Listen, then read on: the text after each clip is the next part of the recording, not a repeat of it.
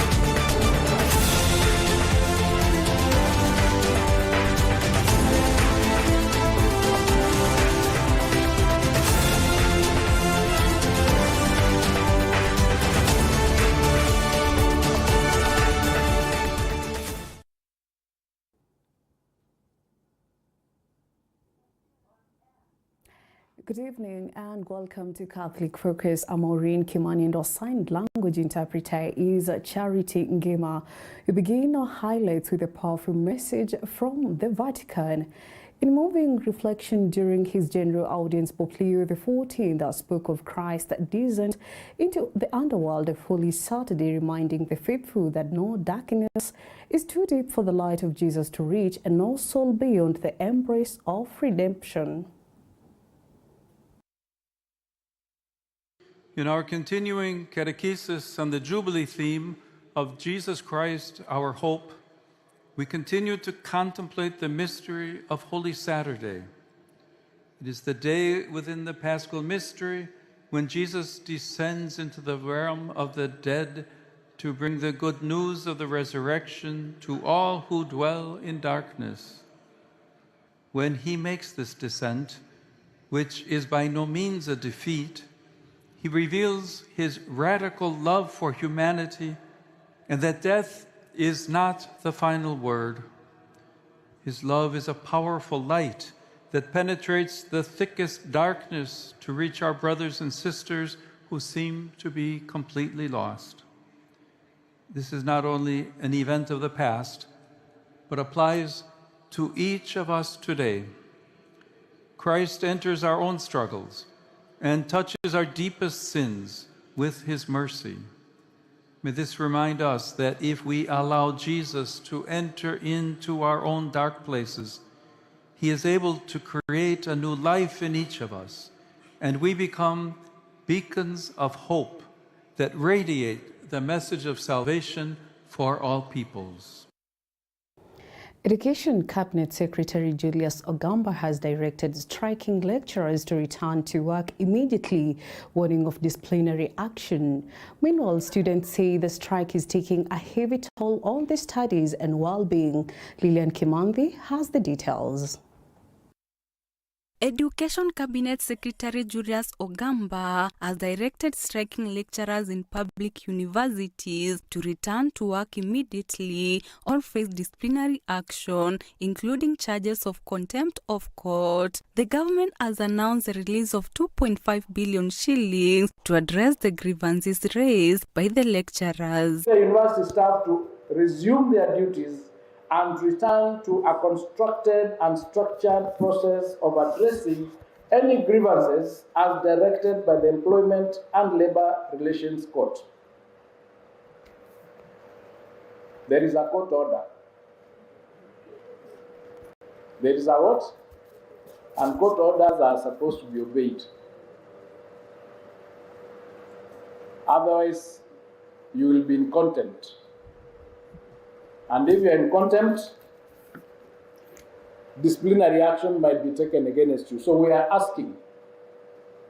We have done a lot in the sector, and we've agreed that all grievances can be discussed without us going on strike, which affects our learners. The learners have just opened for the first semester. Some are new, they are looking forward to studying, and then they come, they find no teacher. It is not a good thing.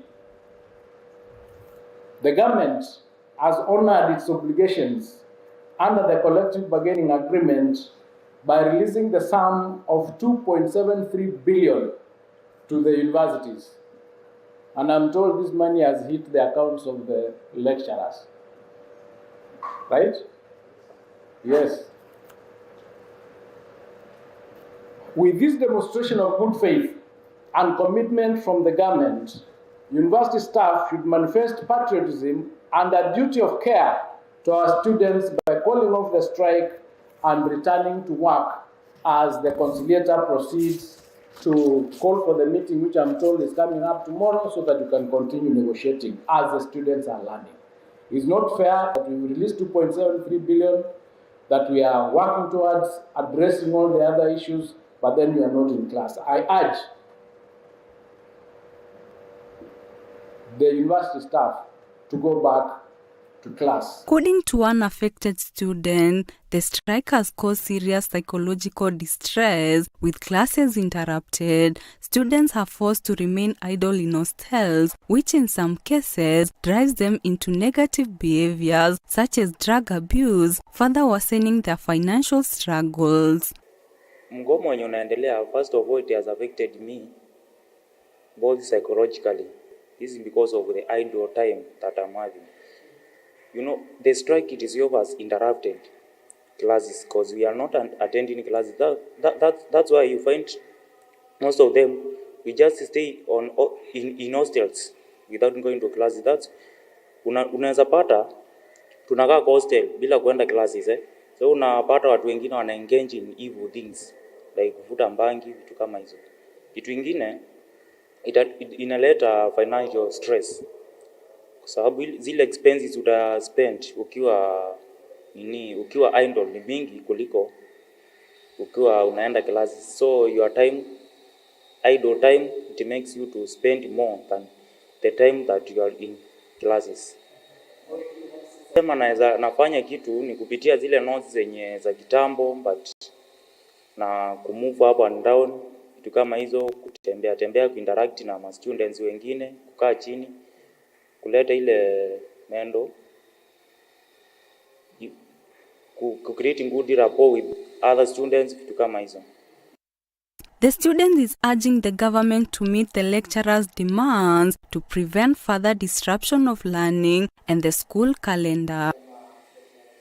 Wito wangu kwa serikali ni watimize yale lecturers wanahitaji, ndo wasinterrupt learning na calendar ya learning. To have a report from this conference.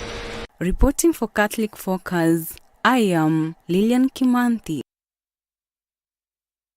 Moving on, human rights organization Amnesty International has conducted a sensitization training on data protection for chairpersons of Buda Buda Association's in Voi constituency, Taita Taveta County. Through the training, the Buda Buda leaders gained deeper understanding of the importance of safeguarding personal information in their daily operations. Let's take a look. Your personal information, and that of your family. The Buda Buda Riders chairpersons have now said that the sensitization was highly beneficial, noting that they now know better ways to protect their own data as well as that of their members, especially in this era of widespread technology use and digital systems. Data protection ambayo tunafaa tujue kama viongozi ama kama wanabodaboda, kutopeana information yetu. Kama ID, mtu anaweza peana ID, kutojua namba na anything that concerning your privacy. So tunashukuru sana Amnesty, maana wametufundisha leo tukajua uzuri wa kukaa na data yako, yani kutopeana data yako bila sababu. Wale bodaboda wengine ambao ni wenzangu ambao tunafanya nao kazi, ningependa kueleza kuwa wakati wote mahali popote ambako huko mtu anapoomba data yako, jaribu kuuliza kuwa ni nini actually anataka kuitumia ama kuifanyia. Usiombe tu data alafu usiombe information yako ukapeana tu bila ufahamu. Yani wakati wote usijaribu kutoa data zako hovyo. Unaweza kutoa siri zako zikakuletea shida baadaye. Sisi watu tunabeba watu aina nyingi sana. So wakati tumebeba kama ni abiria ili akitaka kuuliza information yoyote lazima ukuwe makini kwanza, usipeane data zako ovyo. Maana unaweza peana data zako ovyo zikakuletea shida baadaye kwa mambo kama hayo. So leo hii tumekuja kuhamasisha, especially tumeingia kwa sababu watu wengi hizi vitu training zimekuwa zinapita kwingine, lakini watu wamesaulika wa bodaboda. Hao ni kiungo muhimu. Wengine wanaweza tumika kubeba vitu ama kuuliziwa watu kuhusu vitu fulani, then baadaye uchunguzi ukifanyika mtu anakuja anasema nilielezwa na fulani, na ambapo fulani akichukuliwa hatua hata kwa anajua akiwa anasema vitu fulani ambapo inakuwa ni hatia ambayo amefanya kwa kutokusudia. So leo hii tumekuja kuhamasisha na kuwapea kwamba wakuwe na macho ya ndani na kujua kwamba hakuna mtu anaweza watumia vibaya ili kutoa ujumbe za watu. A call has since been made to all boda operators to safeguard their data as a way of enhancing security and improving service delivery within the community. Gabriel Mokoma, Taita Taveta.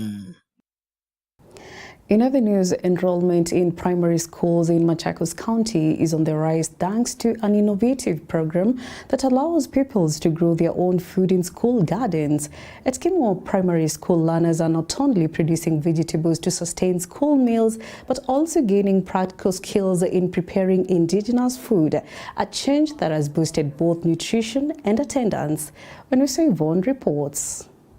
The number of pupils enrolling in primary schools in Machakos County has begun to rise thanks to a program that teaches learners to grow their own vegetables and other crops at school. Previously, many children missed school because there was little or no food at home. However, after some schools embraced this initiative, pupils are now sustained by school meals sourced from their own farms, with vegetables making up the largest portion. One of these schools is Kimua Primary School in Machakos Town, where pupils have gained knowledge about planting indigenous foods and even how to cook them. Through the Chefs Gathering program, supported by the organization Scoop, learners have had the chance to interact with chefs and prepare traditional meals. They hope their parents will be inspired to adopt the same practices at home. One of the pupils, Julian Snow, now knows how to grow traditional foods and prepare them using methods that avoid cooking oil and heavy seasoning. We put some spices, and so we didn't put any oil because we were using only the chicken fat, because that is a healthy living and healthy eating. So this is the food we made. We presented it by putting some onion rings on it to make the ikwe nzuri, and the chicken was very tasty. And you can see over there we made some roses using only tomatoes, and we used all that. And according to Sheila Masitsa, many people only resort to eating indigenous foods after being advised by doctors due to health conditions. Now we have two different ways of preparing the veggies. Kuna fried, enye niteka tu kitungu peke yake, and then kuna creamy spinach and creamy managus, of which tunataka watu wetu around our community to embrace the foods, the traditional foods, kwa sababu ya nutrients enye ziko kushinda the fast foods. Then another thing ni saizi kwa life ya sai, most of the people don't eat traditional meals just because wanaona ni vitu za kitambo, and then they tend to come back to it because of the conditions they are having, like ni wagonjwa. So wanakuja wanaanza kukula kama vitu kama ugali ya mihogo kwa sababu daktari amewakataza kukula ugali ya mahindi, ama wanakuja wanakula hizi mboga yenye je kwa the spices just because amekatazwa, not because it's something to be proud of and it's beneficial to our bodies, but ni kwa sababu amekatazwa. Monique Wambui from Scoop says one of the best ways to raise a generation that values what they eat is to teach pupils how to grow indigenous crops and prepare healthy meals straight from the school garden. And we are here implementing an activity called Chefs Gathering. shifting from fast foods to indigenous foods. And this is under a project that we are calling Transforming African Food Systems to Sustainability. Here, we want learners to know how to prepare and cook indigenous foods from different parts of the country. And we have invited chefs from different counties, from Eastern, from Western, from Central Kenya to come and cook, prepare and teach learners how to cook and prepare indigenous food so that they're able to embrace these kinds of food and shift away from fast food. So they're here to interact, they're here to learn, they are here to spread the message that a child should choose indigenous food over fast food like chips or like fried chicken or broiler chicken. So we are hoping to influence mindset change, because the overall goal of this project is the African citizens being in charge of their food systems so that they are able to have what we call food sovereignty. Head teacher Michael Muthama notes that since the program was introduced 2 years ago, enrollment at Kimua Comprehensive School has increased from 193 pupils to 290. Vile ripoti ililetwa kwa wazazi walikuwa nadhani ni mpango wa siasa, wakifanya kazi watalipwa, hakuna kitu anafaidika. Kwa hivyo alikuwa na maoni tofauti. Lakini tulipoingia, tuliongea na wao, tukawaonyesha umuhimu wa shamba shuleni na vile itasaidia watoto wao. Ndivyo walipindua mawazo yao, hata pia watoto wakapindua mawazo. Wakaona hii sio punishment, it is a kind of training. Kabla nifike, watoto walikuwa 193 hivi. Lakini after two years, miaka miwili iliyopita, sasa idadi ya wanafunzi imekuwa 290. Reporting for Catholic Focus, my name is Onuso Yvonne.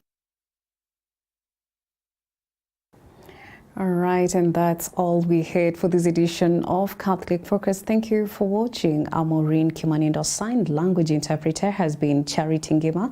Until next time, stay informed with Capuchin TV.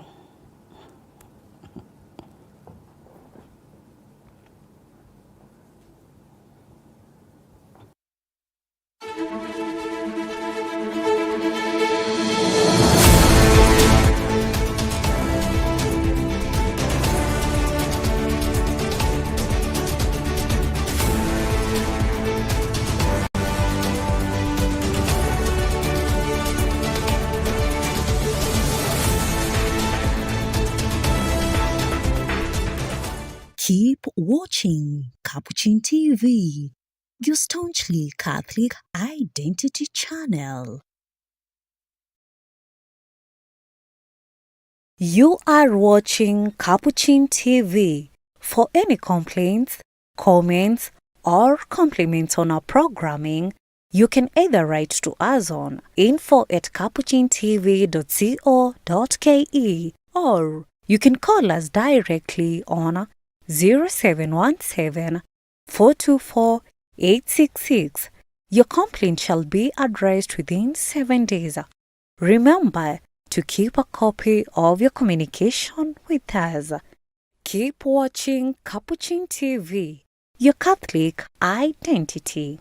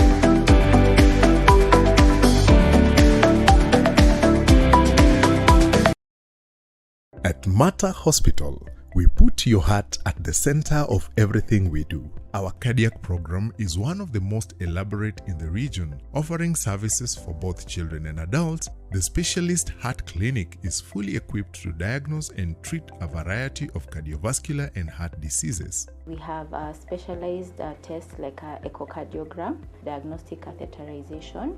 We also have support of the radiology department. We're able to do CT scans of the heart and of the lungs and pulmonary arteries, and all these help us come to get a diagnosis. Our cardiology unit combines expert care with the latest technology to detect, treat, and prevent heart disease. Will remain true that indeed the patient matters to Mater Hospital. Mater Misericordia Hospital. Excellence in care every step of the way.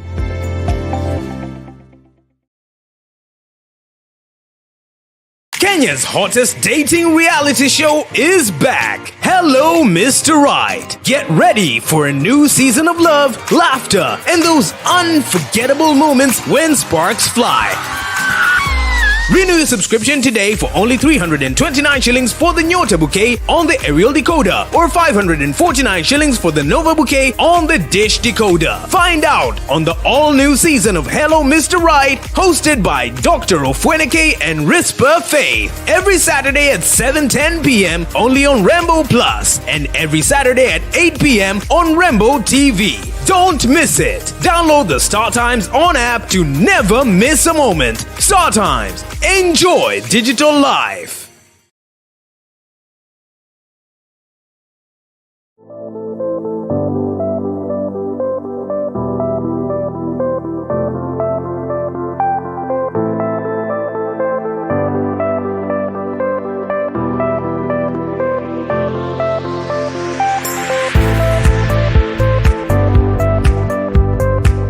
Do you desire to join Vocational Training Center where great skills are offered? Choose Mercy Commercial Vocational Training Center, located in Mwingi, Ngutani Market. We are dedicated to providing high-quality, profound, and marketable courses. We offer computer studies, secretarial courses, hairdressing and beauty therapy, dressmaking and tailoring. Our learning environment is conducive for students. We also offer food and accommodation at affordable charges. Enrollment is ongoing. Join us today to maximize your potential. For more information and inquiries, contact us on 0712 688 609 or 0790 306 983.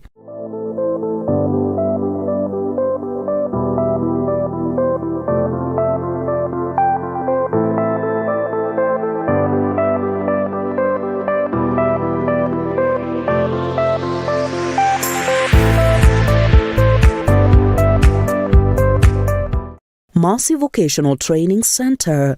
We empower learners.